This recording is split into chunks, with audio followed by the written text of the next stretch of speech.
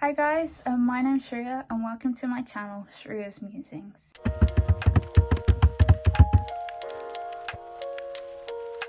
Today I'm going to be talking about my ideas on the boundary between nature and humans.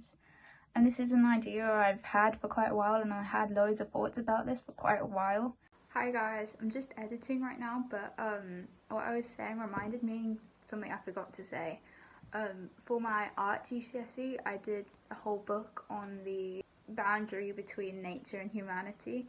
So when I get my art book back, I'll show you guys this. But I just thought I'd say that because I've already, this topic has already inspired me to do a whole book that was 60% of my GCSE for art on that. So the idea of weeds growing in the cracks in your pavement, I've already used that in my art, so just thought I'd say that. But recently I renewed my library card and went back to my local library, and I bought out a book, and it's called Wild City. It's by Florence Wilkinson. It focuses on so many of the ideas that I've already had, and whilst I was reading it, I was just like, oh yeah, I've already knew that, I've already thought about that. So I thought I'd talk about those ideas more in depth. A lot of this is related to what I've thought of, but also so many of these ideas are in the book. So if you're interested in this, then please read it. I mean, I haven't even finished it, and I've written an entire speech on it, so it must be a good book. So yeah. In our society, we always have such a separation between nature and humanity, and all the things we view as wild and animals, and all the things we associate with humans and mankind and anything man-made.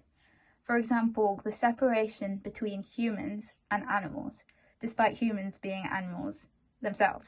And I get why this boundary exists, because there are so many factors that do separate humans from animals, so it makes sense to have this boundary. But my point is, humans seem to forget. Well, I'm talking as though I'm not human. I am human, don't worry. But my point is, as a human, we seem to forget that there is this blur, and if it was a Venn diagram, then the human circle would be within the animal circle. So basically, we are animals, we are part of nature. This idea of this separation is also shown through the use of the terms the natural world and the human world, which imply a sense of separation between nature and everything to do with humanity, or natural spaces and urban spaces. It implies we can only see nature in the natural world, like going away from our cities that we live in to go see lakes, rivers, forests, and to be in nature. Whereas the reality is, yes, there is a lot of nature outside of our urban areas, but there is also a lot of nature within our urban areas. I know on my walk to school, I will always hear birdsong, always see a squirrel, always see crows and magpies on the rooftops, and I do know I'm quite lucky for that, and I know in some places there may be less wildlife, but this does evidence the existence of nature within the human world. So the natural world and human world are clearly not separate. Many people don't usually notice these signs of nature in human life, and they kind of fade into the background like birdsong. No one really notices it. So I try and make an active choice to listen and look out for these things, and they bring me so much joy. And I think this is something everyone should try to do to bring joy into their lives. And it also helps you realise how much nature does exist around us, however unwanted. I would argue that much of this boundary between humanity and nature is created by humans and enforced by humans, as it is us who sees natural things as not belonging in our orderly human world. For example, weeds growing between the tiles in your front garden, birds nesting in your roofs, tree roots breaking up the pavement, or even flies and bees in our houses. We humans create so much order in our lives, and we see so much of nature as just a pain, infiltrating and unwanted. I mean, as I wrote this literal speech, there was a fly buzzing around my room, and I had this feeling of it not belonging in there, which doesn't fully make sense. And that's literally what I'm speaking about now. But the fact that that fly didn't belong in my room was created by me.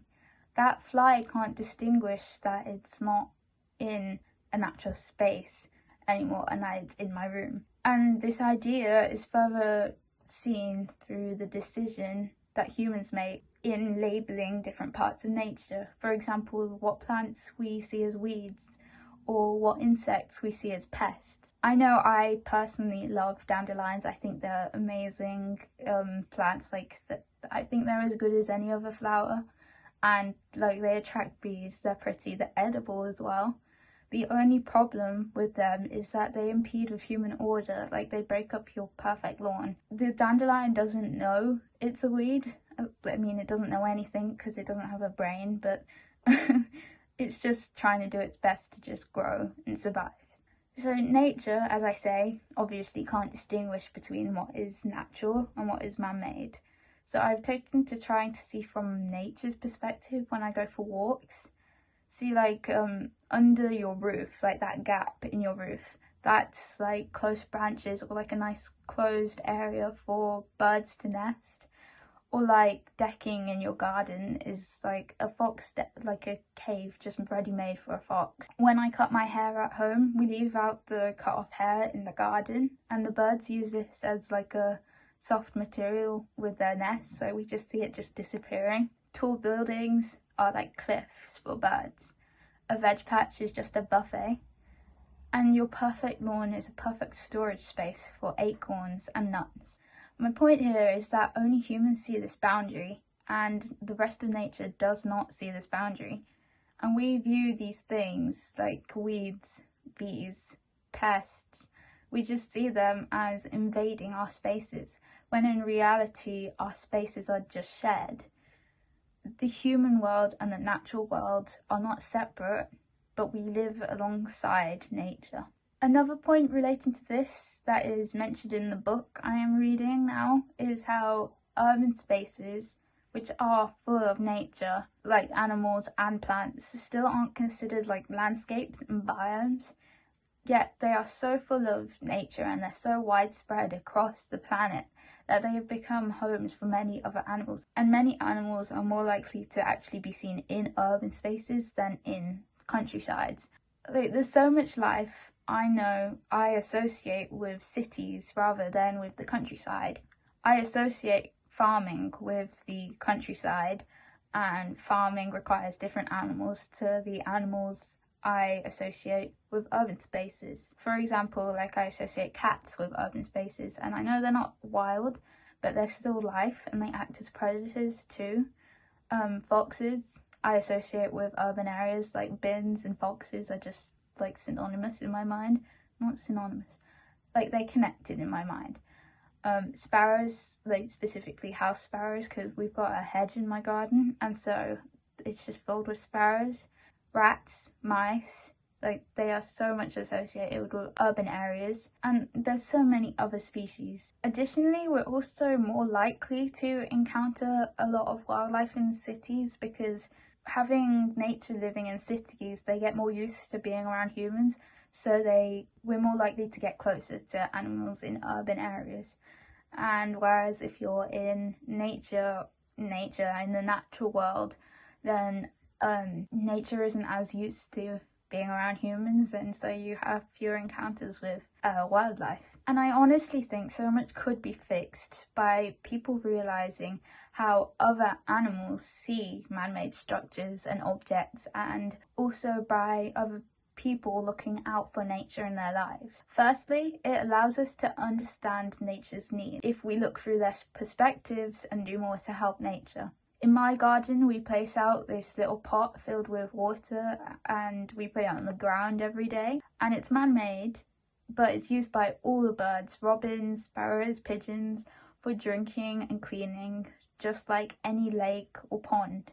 And I think this is an example of something small that everyone can do in their garden to help encourage wildlife. Secondly, focusing on nature and paying attention to it really boosts your happiness, and it provides like a source of joy all year round as you wait for like the squirrel that always swings from that branch to the other, or you open your window to listen to the birds every morning, or just you notice all the resilient dandelions just growing really strong in unexpected places. And finally, through focusing on nature, we will care more deeply for it, which is needed to face what is to come and climate change. If we change and care more for nature, we are more motivated to change the things that we do to help the environment. If more people realise how we are within and part of nature, there will be more care for our planet. Thank you for listening. I know I kind of rambled on a bit. It's kind of like a speech.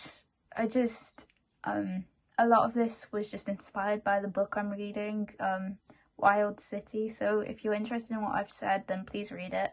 It's a great read. I haven't even finished it. This was on more of the earth side of my channel. I think I'll probably do some more study videos. You can comment down below if there's any other things you think people can do to help with wildlife, and any other ideas you have, and also what videos you hope to see next. So thanks for watching and listening. Please like and subscribe if you want to see more similar content, and yeah, thanks for watching. Bye.